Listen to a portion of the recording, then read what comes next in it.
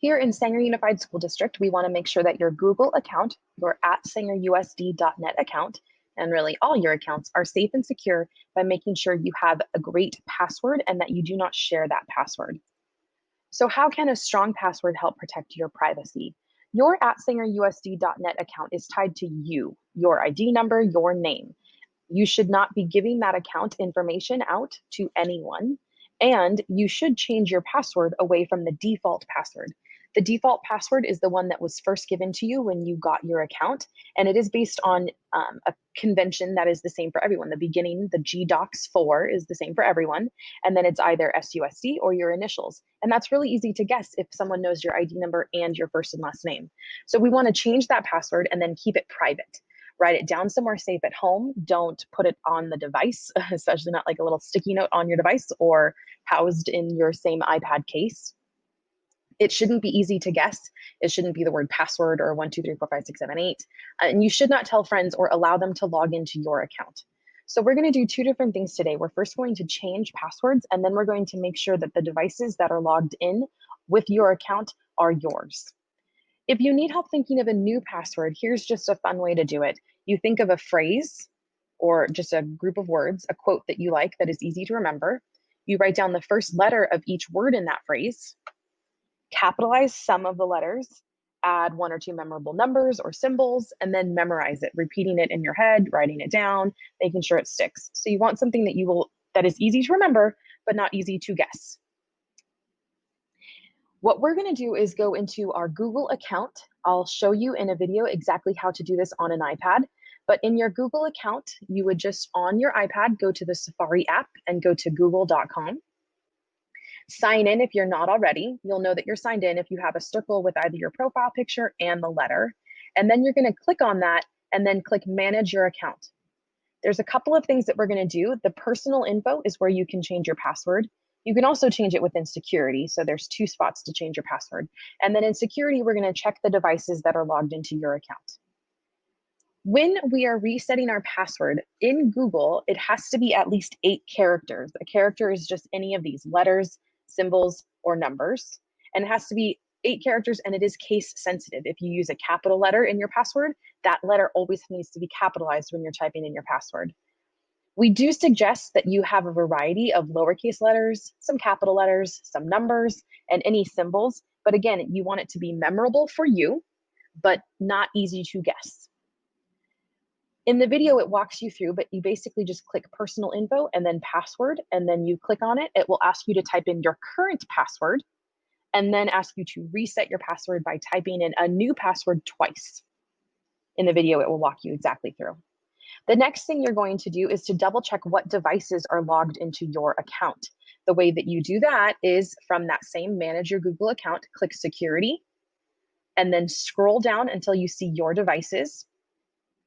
You can click Manage Devices to see all of them, and then you can look and see. If you see a device that has this kind of, this assortment of numbers and letters is just the name of the device, but this last one that I've scribbled out because it's an actual ID number of a student, if that is not yours, sign out of the account. So click the 3 dots and then click Sign Out and then click Sign Out again. And that is all. So again, change those passwords, make them memorable to you, but do not tell them to others, and double check what devices are logged into your account. All right, so the way that you would change your Google account, your @SangerUSD.net password, is by going to the Safari app on your iPad and just typing in google.com. So I just typed in google.com. I'm going to sign in.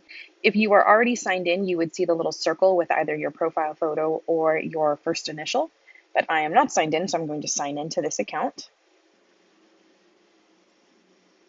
And then once it is logged in, you're going to hit that little circle with your profile photo or your first initial, and then click Manage Your Google Account. From here, there's actually 2 spots to change your password. So you could change your password under Security or under Personal Info. I'm going to show the first way. So under Personal Info, there's the password. So if you click on this, it will ask you to enter in your current password, and then it will ask you to choose a new password. I'm going to actually stop it and then show the other way. So that's one way. Again, personal info and then password. There's also under security, signing into Google, same thing. The password is right there. And it will also ask you to enter in your current password and then choose a new password. And you have to type in that new password twice. So again, it's going to ask me to type in the current password. That just makes sure that I actually own the account and have it makes it so that I can't just hack into someone's account and then change their password for them. But I'm then going to be prompted to choose a new password. So you have to use at least 8 characters. We would strongly suggest you using a variety of capital and lowercase letters, some numbers, and then symbols. You would choose it and then type it twice. You can also hit the little I to make sure before you hit the enter or the change password button that they are the same thing. But that's what you do. You would just type it in once and then type it in twice and then click change password. It will tell you that it will sign you out of some devices. That's fine. That's good. We want to keep your account secure. Just that's why you need to remember your password so that on those other devices, whether that's a cell phone or if you have a laptop or a desktop computer at home or a parent's device, it will sign you out of those devices and you'll have to log back in. All right, that is all. Thank you. This is the exact same place that we just reset our passwords. And again, we want to make sure that our passwords are safe and secure, not easy to guess, not based on the default password that we originally had, and that we're not telling anyone our password and writing it down at home in a safe place, but again, not telling anyone. That kind of defeats the purpose. Right now, we're going to click on security. So off the side here, I'm going to click security, and then I'm just going to scroll until I see your devices, and then click manage devices.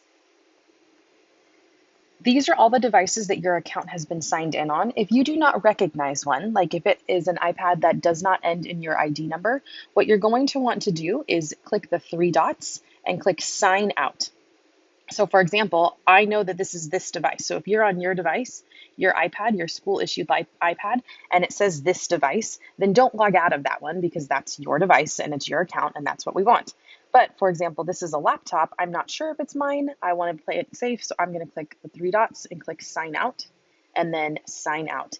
It tells you that it will remove access to your Google account from that device, and that's what we want. So click sign out. Now, if you do have a phone and your phone is on there and you know it by the name of your phone or a parent's phone, that's fine. But we want to make sure that it's only accounts or your account is only signed into devices that you are aware of and that you want signed in on. Once you're done with that, you're good to go. So you can just get out of here or go back here. If you haven't changed your password, you can do that now as well.